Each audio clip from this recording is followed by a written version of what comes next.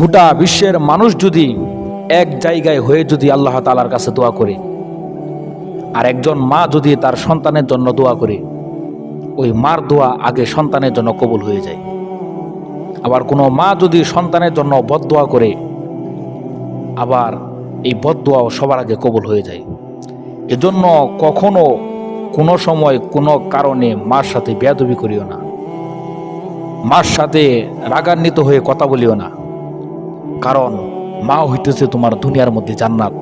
যার বাবা নাই সে বুঝে বাবা হারার বেদনা কিরকম, যার মা নাই সে বুঝে মার যন্ত্রণা কিরকম। এজন্য মা জীবিত থাকতে মার সাথে উত্তম আচরণ করো, বাবা জীবিত থাকতে বাবার সাথে ভালো ব্যবহার করো।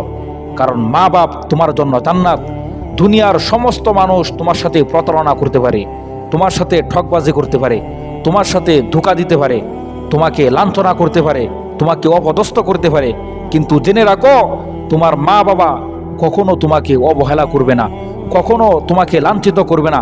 সব সময় তোমার জন্য দিল থেকে প্রাণ থেকে তোমার মা বাবা তোমার জন্য দোয়া করে।